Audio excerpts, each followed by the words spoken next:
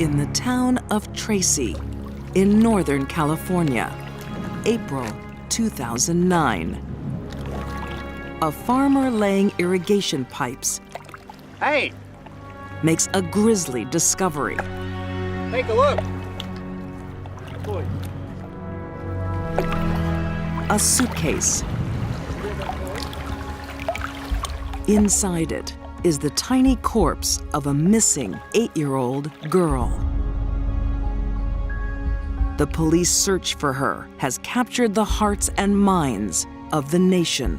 When the news was announced, a lot of people were surrounding their television screens and they just started crying, and just a total shock for everyone.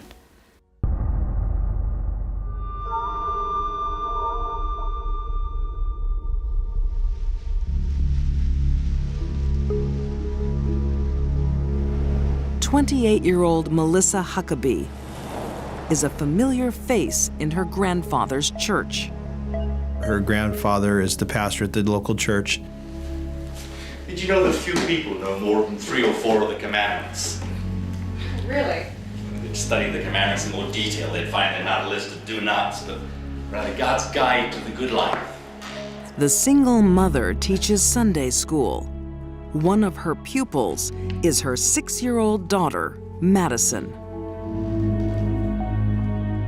Very caring, loving mom. Has a little bit of a college background, went to junior college. Very well spoken. That's beautiful. Very pleasant. But Melissa's hiding a dark secret. She became deeply disturbed and started cutting herself, and the depression really kicked in, and she turned to self-harm. Melissa suffers from bipolar disorder. Her extreme mood swings are tempered by medication. If you met Melissa, you'd have no idea that she had a bipolar personality. She had, over the years, gotten really good at just hiding that part of herself from the world.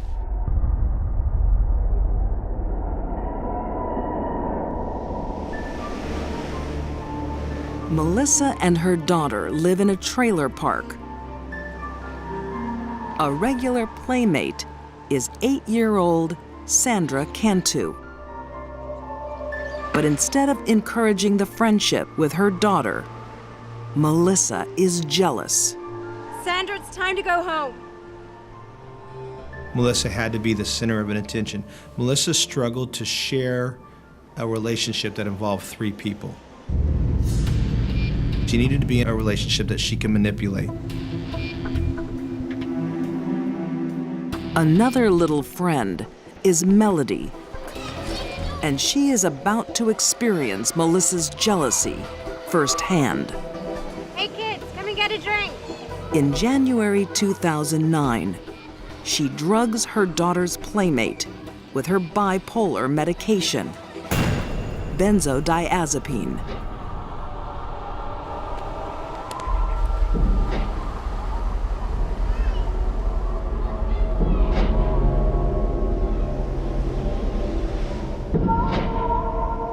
When Melissa brings her home later, Melody is acting strangely. How dare you take my child out of the park? She told me she had permission. Very much doubt that.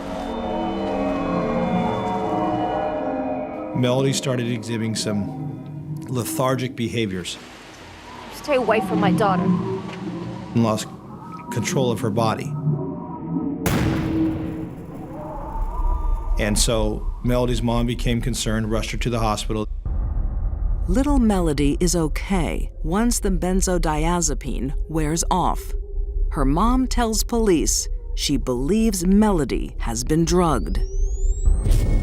But the Sunday school teacher convinces them she's done nothing wrong. I think that just on a superficial level, the detectives decided to trust Melissa.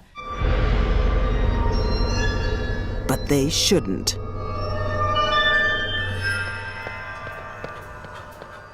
Two months later, Melissa is at it again, this time drugging a boyfriend. Here, drink this. She offered a drink. What is that? It's a vitamin supplement. Well, it's bitter. It's disgusting. Told him he was drinking some type of energy drink. He drank it. I feel sick. I'm going home.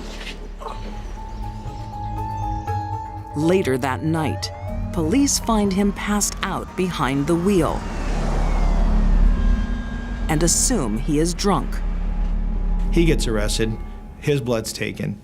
So those samples are submitted and come back with nothing in them. She gave each of those people small doses of her own medication just to see the effect it would have on them. She was testing for the big day. Over 2 months, Melissa secretly sedates 2 innocent people. And there will be a third victim.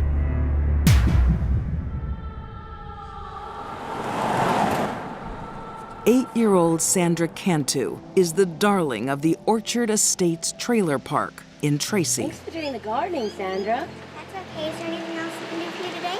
Maybe you could do some weeding for me. Okay. She was a bubbly little girl. She was friendly. She was always looking for attention from adults. Very outgoing, very photogenic, very jubilant kid. Loved to play with the different kids in the trailer park. Sandra's friendship with Madison Huckabee would delight most moms. But for Melissa, it's a threat. Melissa's now losing time with her daughter to the point where it makes her jealous.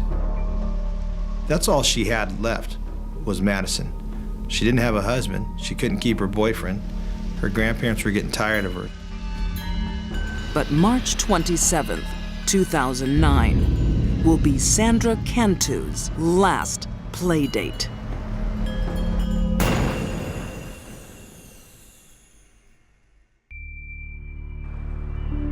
Sunday school teacher Melissa Huckabee is hiding a dark secret. She suffers from bipolar disorder and is insanely possessive of her daughter, Madison. She sees her 8-year-old playmate, Sandra Cantu, as a threat. Hey, Sandra. Hi. Do you want to come down to the church with me? Okay. Melissa lures Sandra into her car. Sandra's last seen walking on the video surveillance camera. And takes her to a place where the whole community feels safe. Her grandfather's church. Again, she uses her prescription medicine. Sandra Cantu first was drugged by Melissa Huckabee with a sedative that would have put most adults to sleep. Sandra. Benzodiazepine, that chemical itself, it's going to knock her out. She's going to lose control of her muscles almost to the point where it paralyzes her. And it's not over yet. Melissa soaks a rag in rubbing alcohol. The smothering is going to be what actually kills her. Isopropyl displaces oxygen. You displace a person's oxygen, they can't breathe, therefore they can't breathe, their heart stops. This is not a crime of passion. This is something Melissa had been planning for quite a while. This was something that had been in her heart and her mind probably for over a decade. Melissa prepares Sandra for a lonely burial. Places her back in the suitcase, dressed, fully clothed, then places the body in there in the fetal position.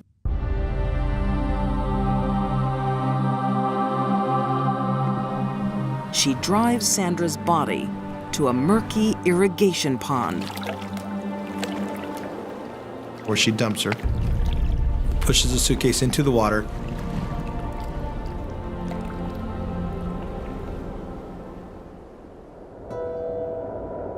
The disappearance of Sandra Cantu makes national news.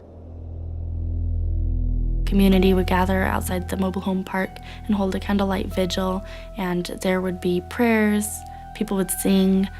They would keep reminding everyone that we're going to keep searching. Detectives soon discover one resident is particularly anxious to help. Self-confessed crime show fanatic, Melissa Huckabee. Hi, it's Melissa. My Eddie Bar suitcase has been stolen. Melissa drew attention to herself early in the investigation. By telling people and telling the police she had had a suitcase stolen from her front sidewalk. Officer! Then she approaches police with a potential breakthrough. I found it on my way to the manager's trailer. Let me take a look. The day after Sandra goes missing, she finds a note in the park that says, Cantu locked in stolen suitcase, water, Bachetti Road, Whitehall Road, and witnessed. My suitcase was stolen. Melissa's cat and mouse games with the police and the FBI agents on site were nothing less than kind of a, look at me, but I'm not guilty. They became suspicious of her almost immediately. It's big enough to hold a child.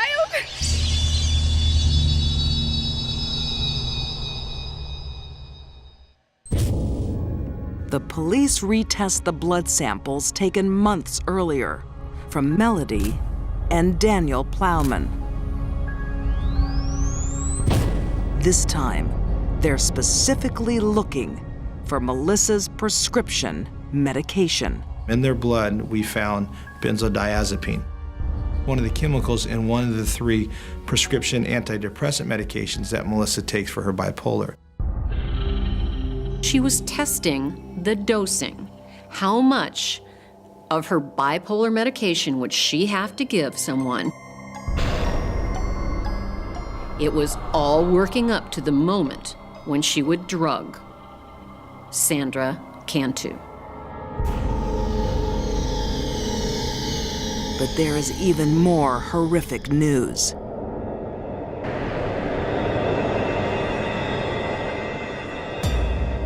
The autopsy reveals 8-year-old Sandra has been raped. The sexual assault did not occur by a male's penis. A search of Melissa's church reveals a blood-stained rolling pin. We found Sandra's DNA on both ends of the rolling pin.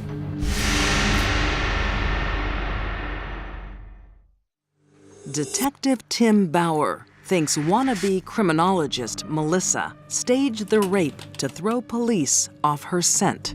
She would know that we would look at a male suspect for this type of crime. I think she did it as a ploy to try to throw us off in, placing her as the murderer. But criminal profiler Candice DeLong suspects there's more to it. I think Melissa Huckabee had a long-standing desire. Physical, sexual desire to exert power over a young child. A sexual crime or irrational jealousy. Only Melissa knows. But she never tells. She agrees to plead guilty to murder if the prosecutors drop the rape charge. Melissa escaped the death penalty and escaped a trial, and that a little girl who was found to be raped, there was no justice for that part of the crime. She is nothing more or less than a rapist. A child rapist. That was the purpose of the murder. The murder was to hide the sexual assault. The purpose of grabbing Sandra Cantu was sexual homicide. In 2010, Melissa is sentenced to life with no chance of parole. There was no lesson learned here. It was just a total betrayal of trust. You really can't see it coming. What's rare about her is that She's a woman, and she was not acting in concert with a man. And that makes Melissa a very deadly woman.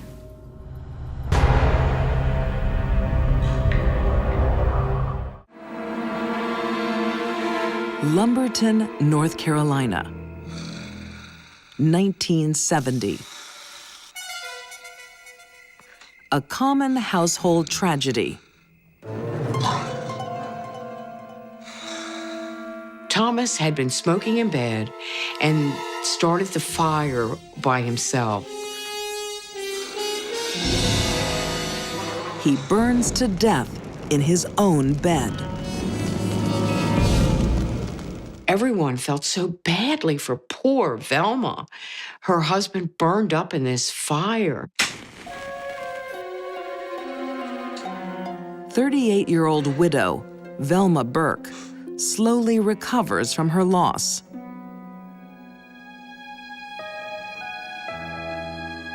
But 3 years later, tragedy strikes her new partner.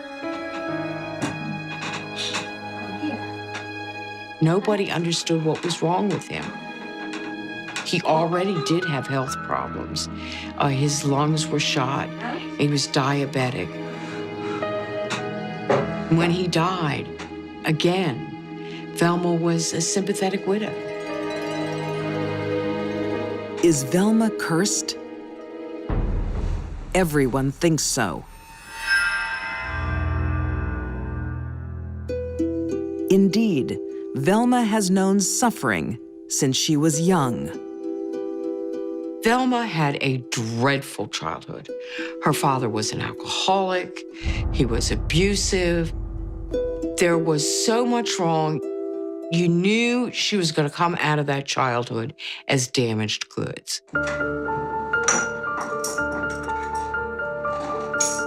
Like many abused children, Velma tries to mask the pain with drugs.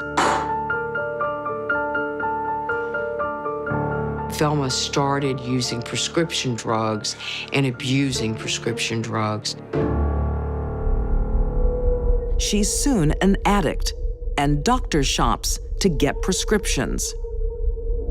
Velma had a lot of emotional problems and wasn't getting the psychiatric help that she needed.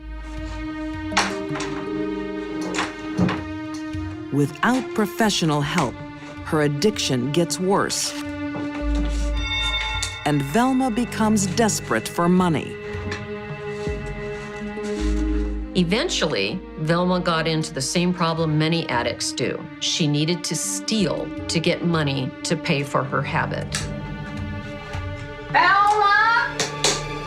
Velma! Yes, Mom? There's a check missing out of my checkbook. I think you've probably just forgotten and you've She starts stealing from her mother. No, Velma.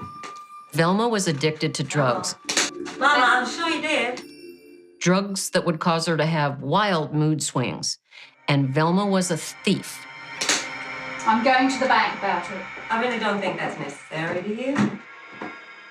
It was a very, very dangerous combination.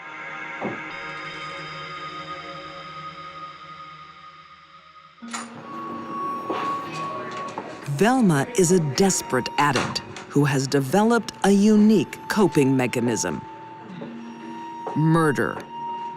I should take over the care of my mother now. She needed money. She didn't want to get caught. She needed the money to medicate because of the pain that she had. I bought you some soup. I can't eat. I'll make you better in no time. The whole thing became a vicious cycle for her. You always say homemade is best. The weapon of choice is arsenic. Come on. Come on home. That's it. Okay. Take it slow. Just a little sip. Poisoning became a way of trying to deal with a problem that she didn't know how else to deal with. All right. You have a little rest and we'll try again later, huh? With arsenic, it's very simple to drag the process out. You just give them not quite enough until it all accumulates in your system and they get sicker and sicker and die.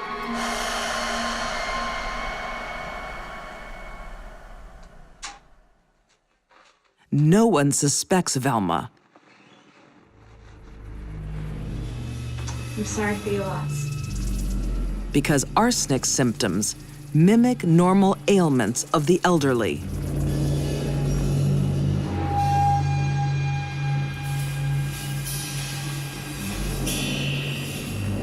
Velma doesn't get caught for murder, but she does for check fraud.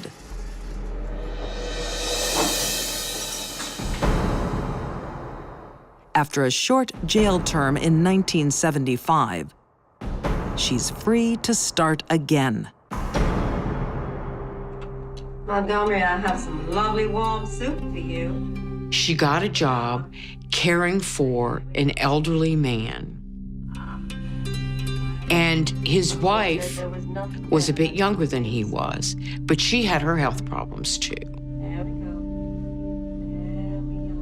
But Velma also restarts her drug habit.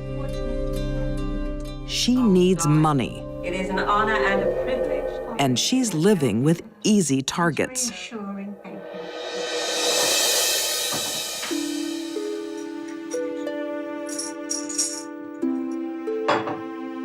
Anyone around her that made her angry or frustrated or threatened her existence, her freedom of revealing that she was a thief, was in danger of Velma's wrath. There you go.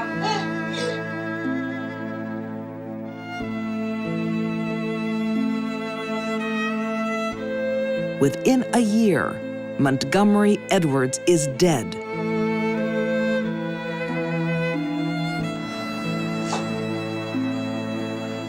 One month later, Dolly also dies. Murder became a maladaptive behavior for Velma. But it worked. And every time she did it, she got away with it for years. Velma's circle of death is far from over.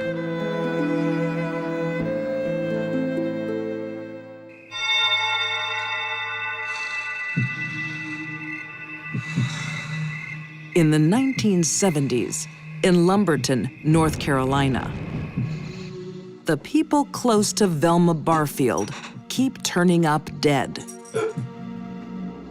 Unsuspecting family believe Velma is cursed.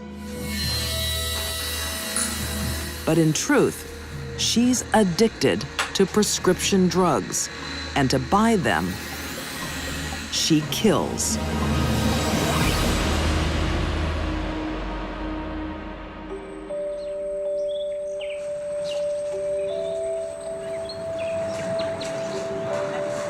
In 1977, Velma meets Stuart Taylor. He was, by all accounts, a nice young man. They had a good relationship initially. It wasn't long before Velma moved in with Stuart and they were living together. Stuart has no idea who the real Velma is.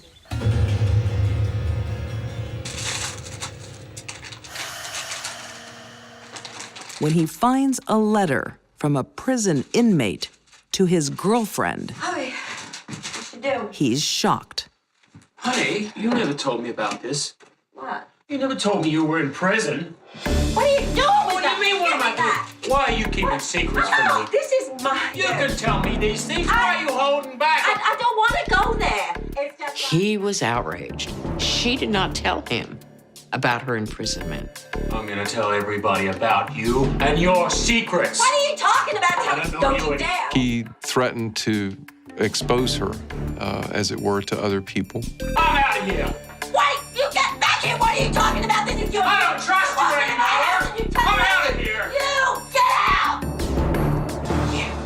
that was a triggering event for the sort of flood of Velma's life history crashing down on her.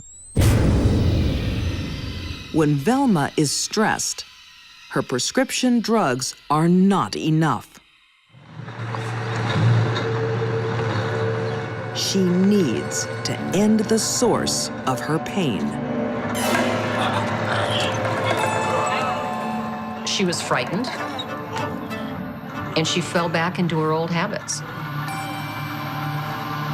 Rather than leave, she did what she'd always done when she got into a jam or frustrated. She murdered. But this is one stress release too many. This time, family don't pity Velma.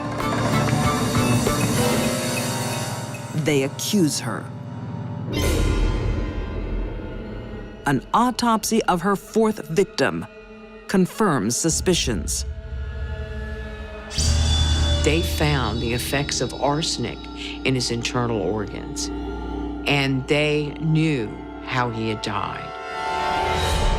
That was the beginning of the end for Velma Barfield. Faced with a watertight murder charge and the prospect of more to come, an interesting thing happens. Velma Barfield confesses to not 4 murders, but 6.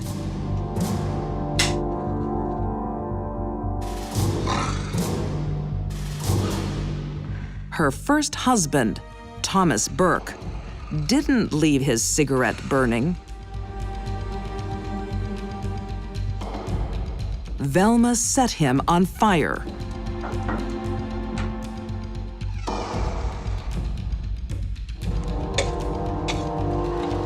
And her frail second husband,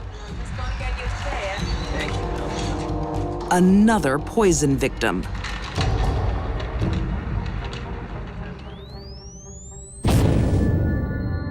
The surprises don't stop there. Sentenced to death, Velma is locked away from the prescription drugs that fueled her killing. She becomes the angel of death row. The people in the prison found that she was a really good counselor for disturbed young women. And they would often put the most disturbed young women in cells next to Velma, knowing that she would soothe them. Could Velma ever make up for the 6 lives she took? Only she knows. On November 2nd, 1984, Velma Barfield is executed by lethal injection. She could have become a teacher, a counselor, a pastor. She could have spent her life doing good works instead of hurting people.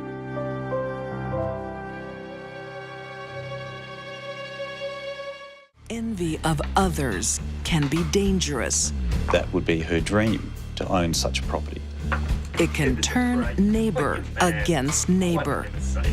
She would say anything to get what she wanted. I don't even know if I can tell you. With chilling consequences. What happened, Kim? This involved a degree of violence that was very great. That leave communities in shock. That one of their own should be the killer, which psychologically traumatised that community.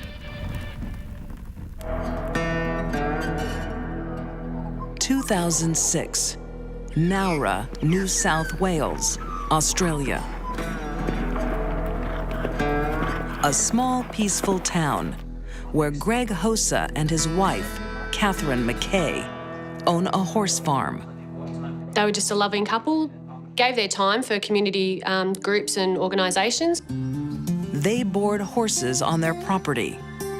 One of their clients is 35-year-old Kim Snibson, a mom with 2 young daughters. Kim Snibson seemed to be your average mum. She was an animal lover. She had dogs, she had a horse. She seemed to like the rural lifestyle of Nowra. But Kim is a very jealous person.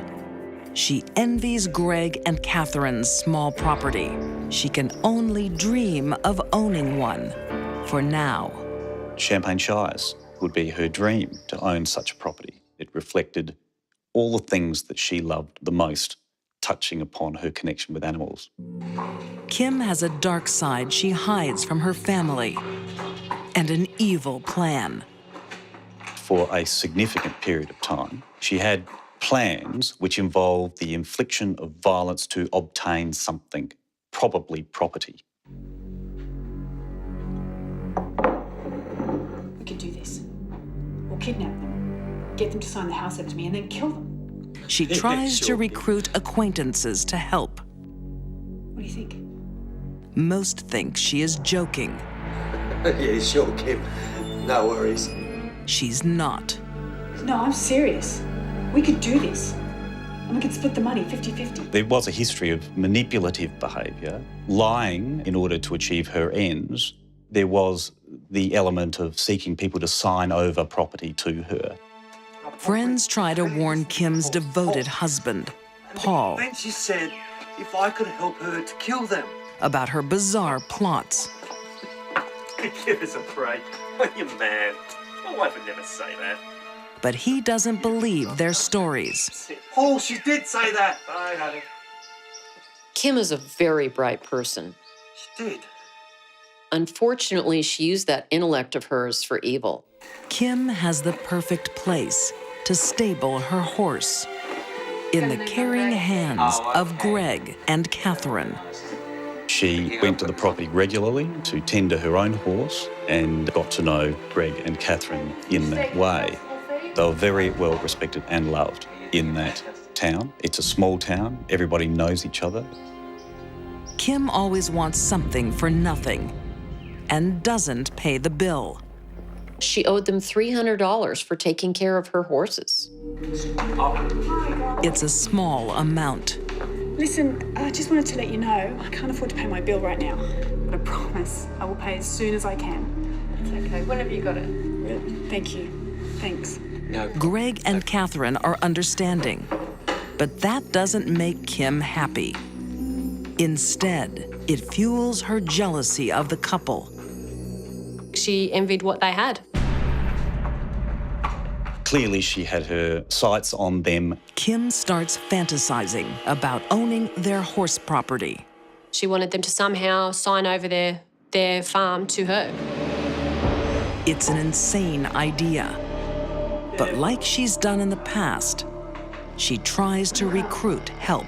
I know that you're a family man, and I wasn't even sure if I should be telling you this, but... By doing what she does best, manipulating people.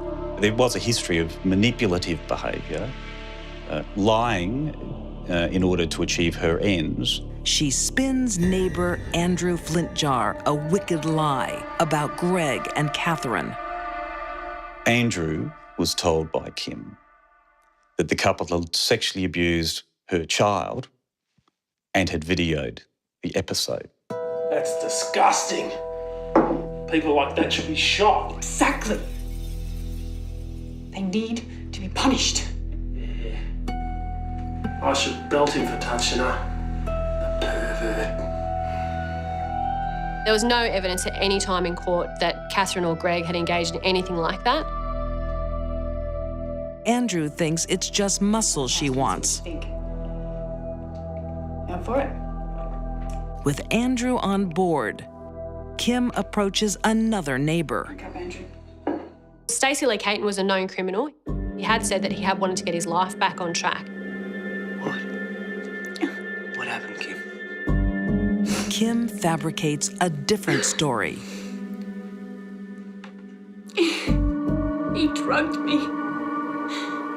And then he filmed me performing this lewd sex act. It was horrible. Stacey Lee Caton was told by her that a couple had drugged her, sexually assaulted her, and videoed the episode. It seems to be a total fantasy on her part. Stacey.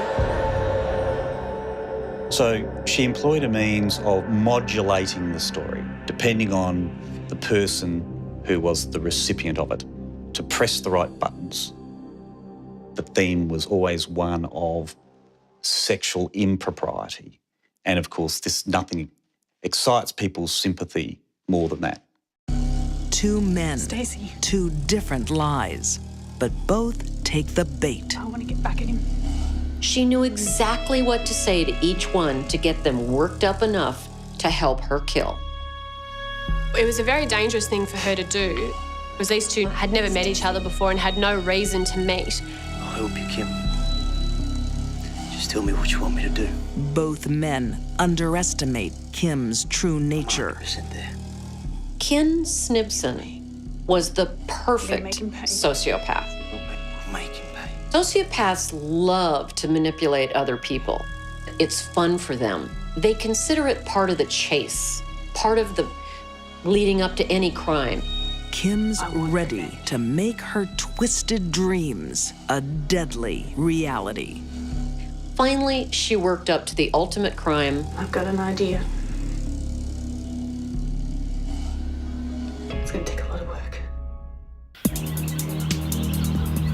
January 28th, 2006, Nowra, Australia. 35-year-old Kim Snibson wants something for nothing. Her web of lies has convinced locals, Andrew Flintjar and Stacey Lee Caton, to help her. They think they are needed to rough up the owners of a horse farm. Hi, Greg, can you come over? There's something I want to talk to you about. Kim lures Greg Hossa to her house. Okay.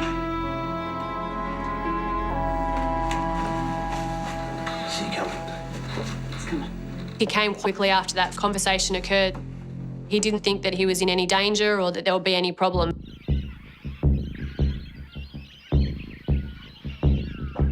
Kim, hello, it's me. It's Greg. He was struck to the head with a lump of wood, hog-tied, meaning his feet were bound and pulled up behind his back. He said, "Why is this happening?"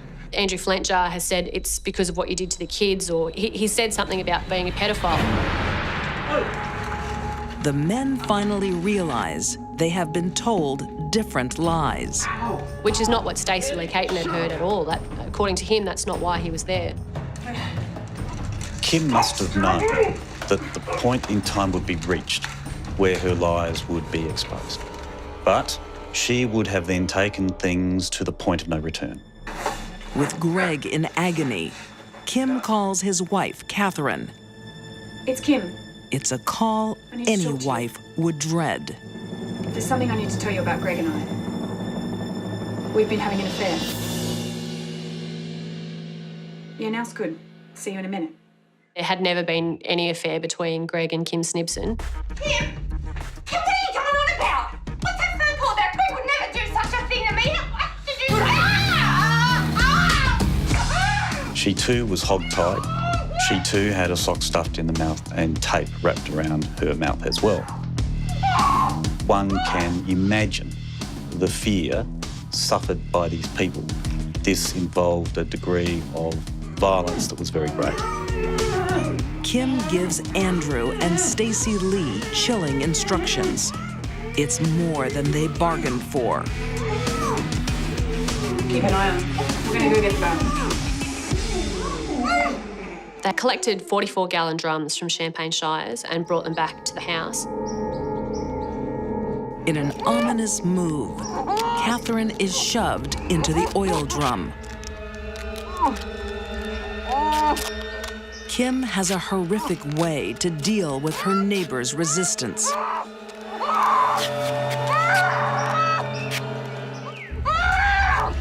She murdered Catherine by wrapping tape around her face and eyes and nose.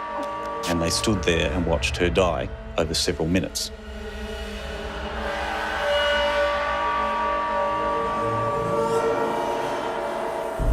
Stacey Lee Caton looks on. It was never meant to come to this. She's dead. Now it's his turn.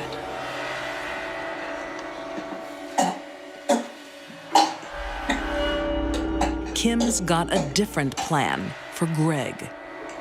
Kim killed Greg Hoser by garroting him with electrical wire. Kim killed them both deliberately and methodically.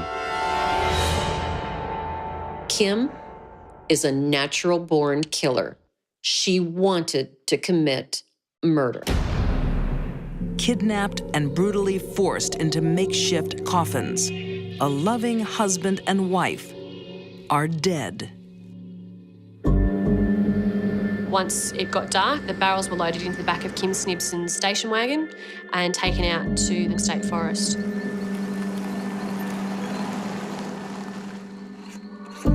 Kim Snibson commits one final grisly act. They were doused in petrol and set alight.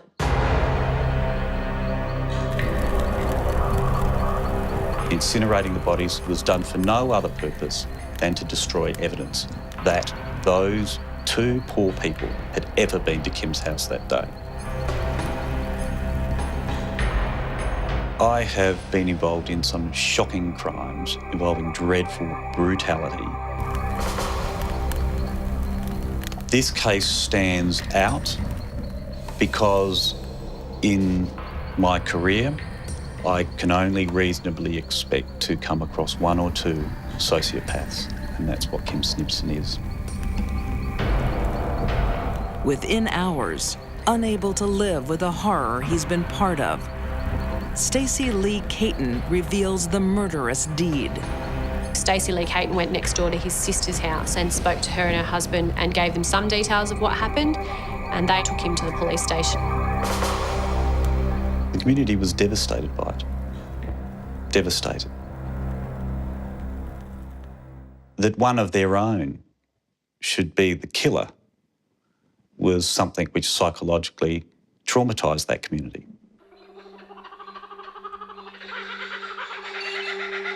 As daylight breaks, police find the gruesome remains.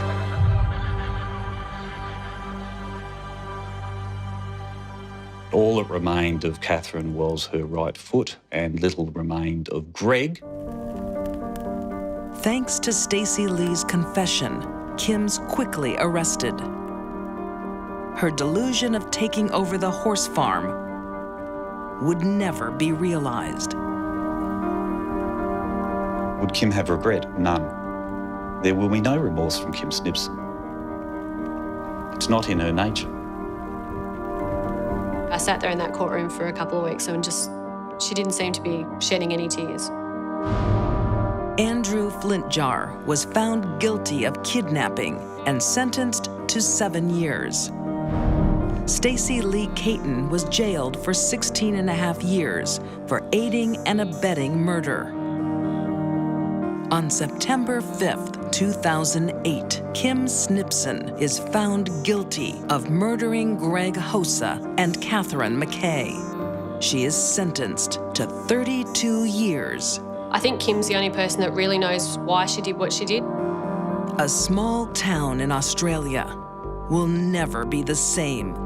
Made people wonder, well, it could happen to anybody. And I think it really shook people up. A person who does this lacks the quality that makes us human beings. It's unlikely Kim feels remorse for what she did. Sociopaths never do.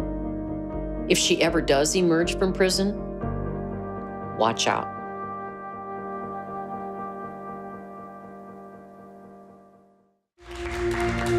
Melinda strives for a perfect life before her God and her community, until a new man comes along. In the end, she's left with nothing. You know, they're not thugs, they're not career criminals, they're not violent offenders. They're the kind of people that, before this happened, never in your wildest dreams suspect of being capable of killing somebody. But it happened. It's a very, very unnerving thing.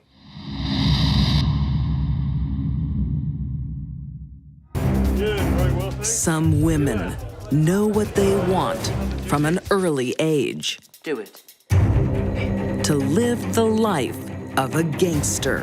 This is where the greed came in. I am home. Jealousy and ego. But it is a road paved with misery. She was the toxic influence. In the end, it got them all killed.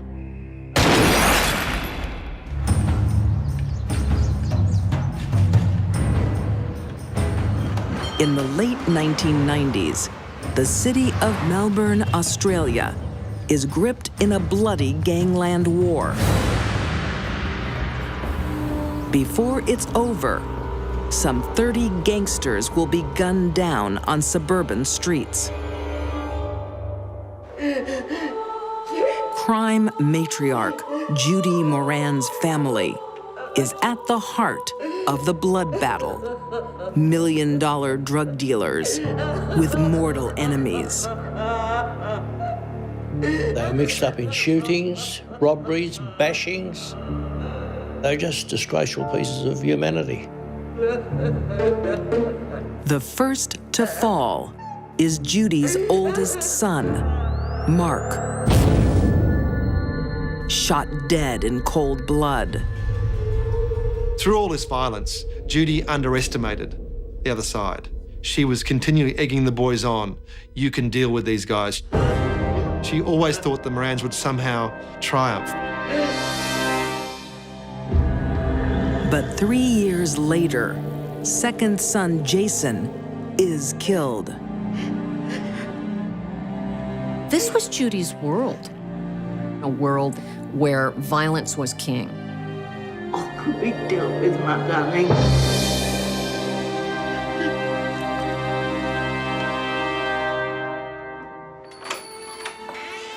Good afternoon.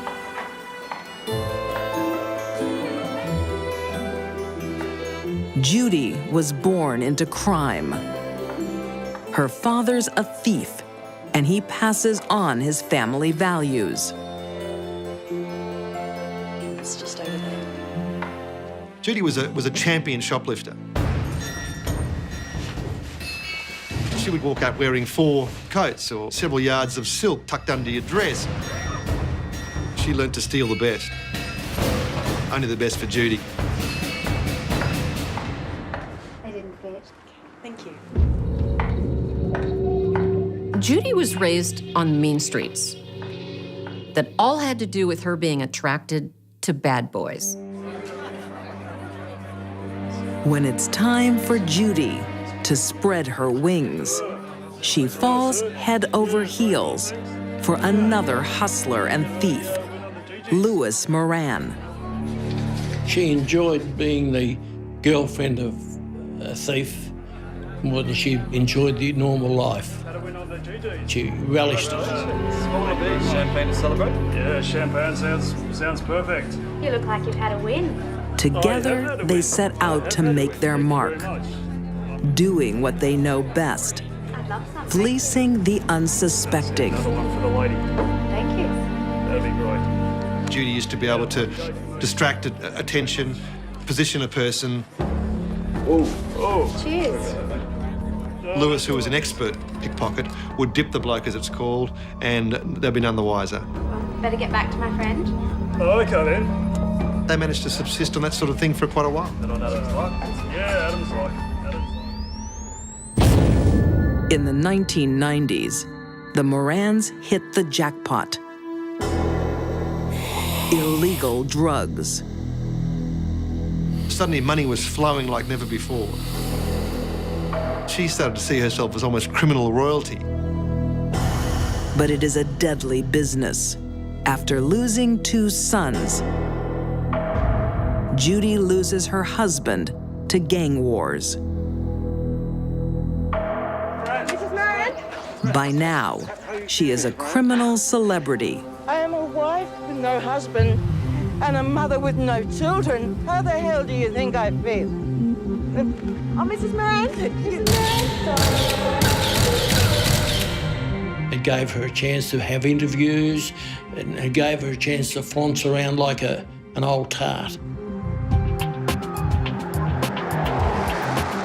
Judy loses more than her family. You gonna help me find the money or not? She loses her income. Lewis owned property. He owned land, lots of it. When you get used to living this life of luxury without working for it, then you start to lose relativity, perspective on where you are, and she certainly did. There's got to be millions stashed away somewhere. She really thought that she was entitled to all this. Can't just evaporate, can it? So where else do you want me to look? I suggest that you look at his brother, Tuppence. No, he never But criminals don't leave their money in the bank. owned money. Your choice, Mrs. Moran. Thank you. Judy is convinced Lewis has hidden his drug fortune around town. Had enough of your behaviour, Judy. And that his brother, Des Tuppence Moran, knows where it is. You're not entitled to anything, Judy. I am owed. She perceived that he had the key to all the money. And she thought that there should be many, many millions of money still around. To placate her, Des offers Judy financial help. Out of respect for my brother, I will give you an allowance. How much? 4,000 a month. With respect, that's not nearly enough. Well, that's all you're going to The get. gangster No more, queen is no less. livid. We'll see about that. This is where the greed came in, and jealousy and ego, and why should I be left like this? The grieving matriarch will become a murderer. Melbourne, Australia, in 2009. There's got to be millions stashed away somewhere. Crime matriarch Judy Moran has lost everything. How the hell do you think I feel? Her family is murdered. And now she's relying on handouts from brother-in-law Tuppence Moran. She was being paid $4,000 per month. I am owed. It's not enough for this gangster queen.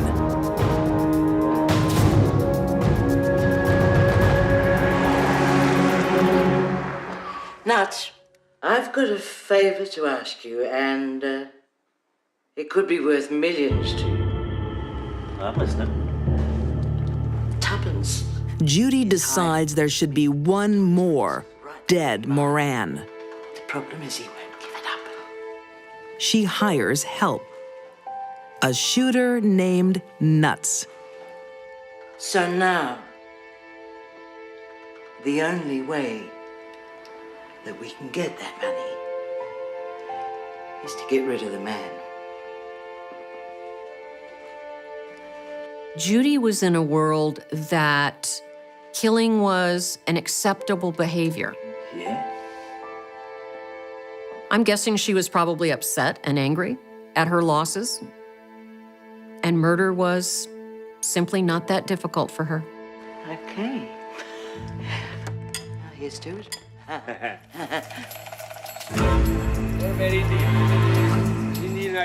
It will look like just another gangland hit. Hey, Mick, you drive, okay? Sure, there's no one. The problem was that Des had drunk about 10 pots of beer, and he didn't want to lose his licence, so he got his mate to actually drive the car.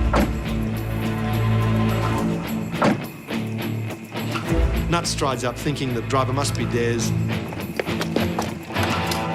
and pings one shot through the windscreen.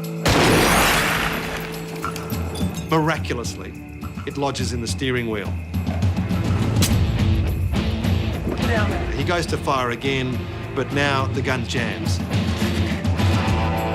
You all right, mate? Yeah. Huh? Des Moran lives. Jude, we're in. Judy doesn't get her money. Time for Plan B. Michael. 3 months later, at a Melbourne coffee shop, He's the bastard. Judy and her hitmen try again, in broad daylight.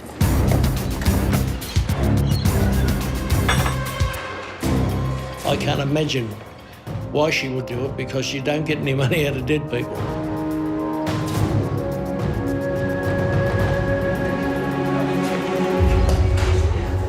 Des pays for his last meal as two strangely disguised assassins move in.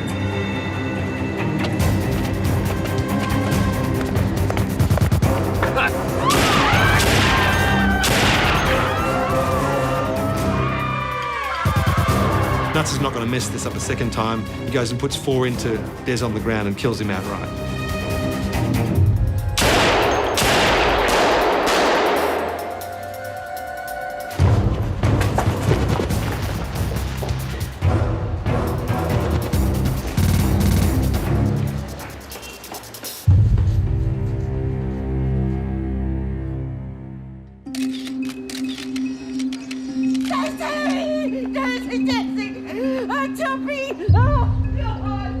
It's time for Judy's greatest performance, her alibi. Not another Miranda. This is a way she wanted to portray herself to people, to get their sympathy and, oh, poor Judy again. It should have been me. She almost thought it was another episode of a crime show, that the credits would roll and she would get off scot-free. Oh, no. She was really quite delusional. Oh. But it's one performance too many for the police. They search her house. They found the wig, the balaclava, the windsheet Nuts was wearing, everything. It's like they'd packaged up all the evidence and said, here you are. We don't want to get away with this. The final Moran episode becomes an open and shut case of murder. The gunman, Nuts, is sentenced to 26 years. And so is the 66-year-old gangster queen, Judy Moran, in August 2011. Judy survived the Melbourne Gangland Wars, but not her own greed. She may never know freedom again. She may die in jail, which would be a crushing blow to her. Imagine wearing the same outfit every day. That is death for Judy. She's fallen for the 3-card trick: envy, hatred, and jealousy.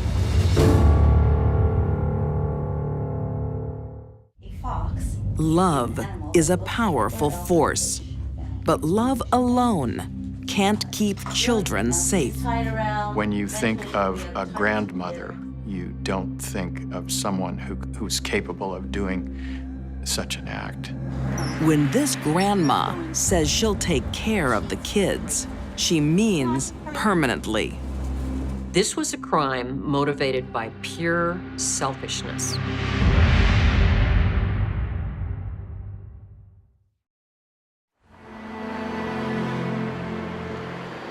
In 1993, in Hayward, California. Carolyn Young is as devoted to caring for 6-year-old Darren and 4-year-old Daisha as any mother. Okay, you can eat up. But they are not her children. They were her daughter's children. Meatballs? And her daughter did not care for the children, so Grandma had to step in and take care of them.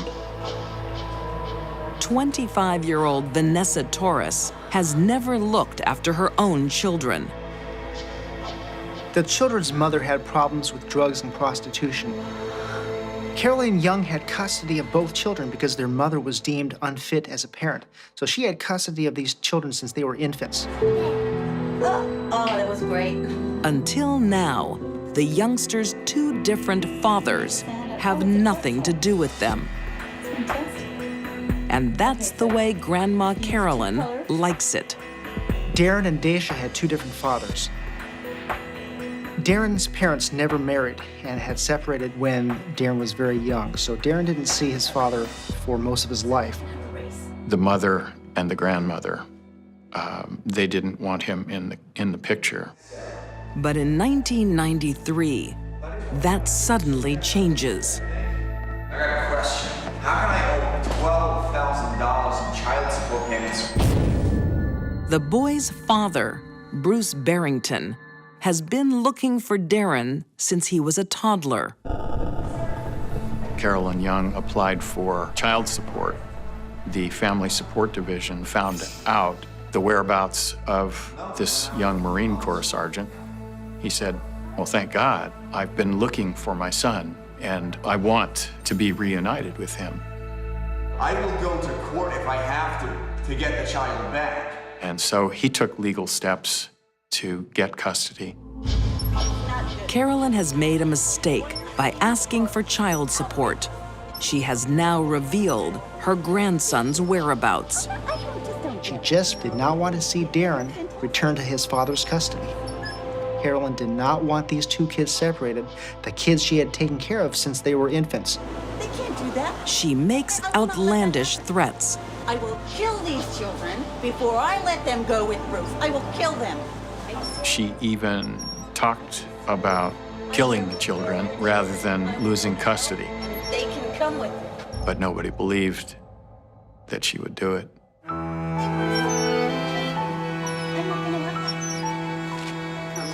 For some people, their attachment to another person is unhealthy because it consumes them. They lose their sense of self. And the prospect of losing that person causes tremendous pain and disruption. Bruce is determined to get his son back. He goes to court and wins custody.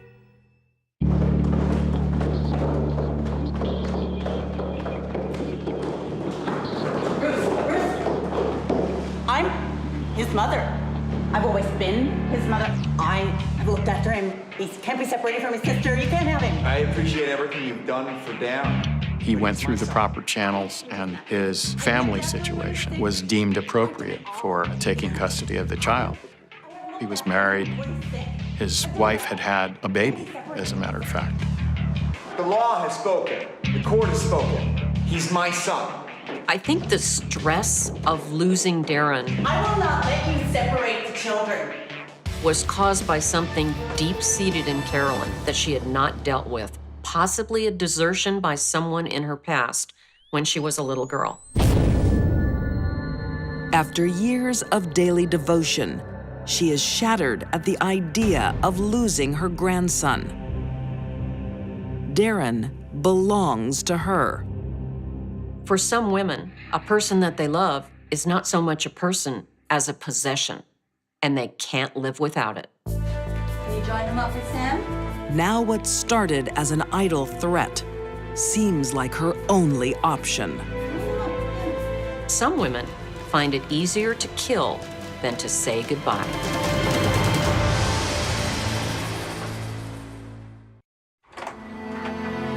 June 19th, 1993.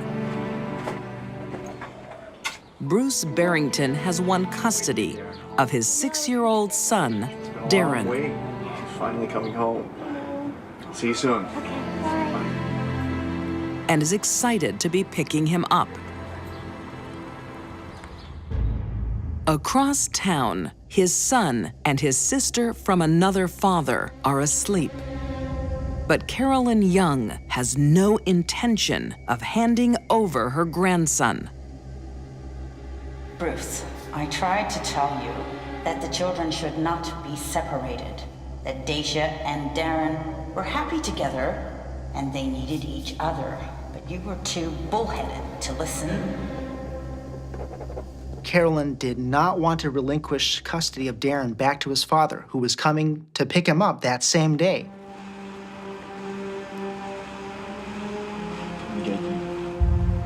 Carolyn's anger and retribution was like a smoldering furnace inside her. She couldn't put out the fire.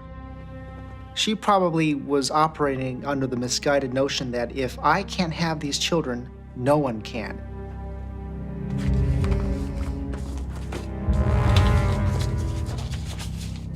And she did the most despicable thing imaginable.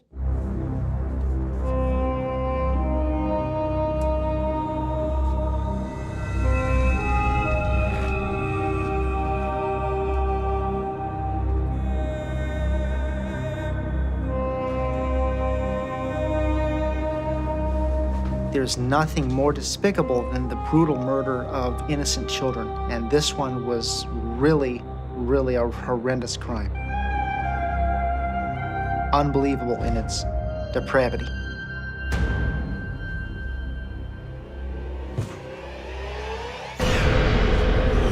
Carolyn slits Darren's throat.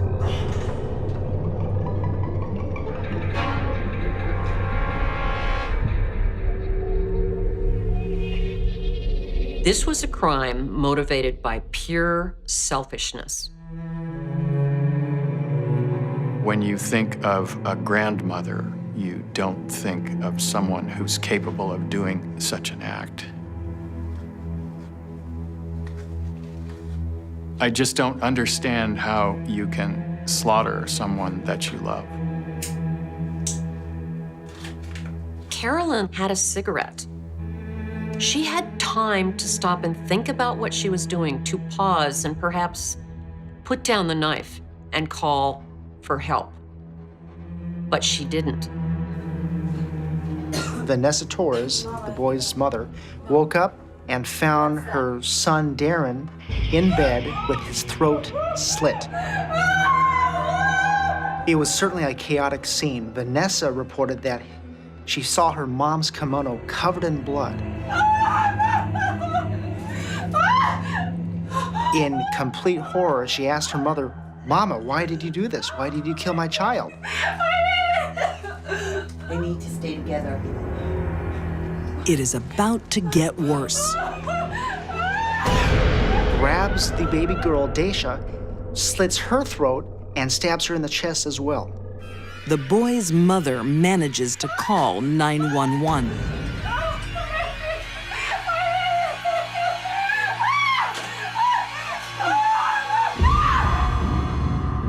Killing someone with a knife is a very personal thing. It's one thing to stand off and shoot somebody, but to hold someone against your own body and stab someone repeatedly. She could have silently smothered them while they were sleeping. She didn't. She could have shot them and they would have been killed instantly. She didn't do that either. She used a knife to end their life. And so she had to hold these children against her until they succumbed. But Carolyn isn't finished. This is a horrible crime. Carolyn may have been disturbed at the time, but she was definitely not legally insane. She knew what she was doing was wrong. Darren was 6 years old. Daisha was 4, and she slaughtered them like lambs. Every officer that touched that crime scene was impacted. It wasn't enough for Caroline to simply murder Barrington's little boy. She wanted to taunt him from her grave. I'm here to pick my son. I have some very bad news for you. Your son's been murdered. I'm sorry, I got custody of him this morning. I'm sorry. That told me everything I needed to know about Carolyn Young. That she was blinded by selfishness, vindictive, At the crime scene, Detective Bill Cooper discovers Carolyn's suicide note. She actually wrote this letter as if she was already dead. She said, "I am a very angry spirit right now, and I'm going to come back to get even with those who have hurt me and mine. Every baby your wife has, I will come back and get it." Carolyn's suicide attempt fails.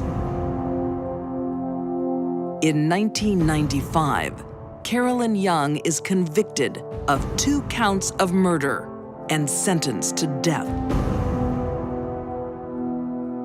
The reason that Carolyn Young killed those children was she didn't want to see them separated.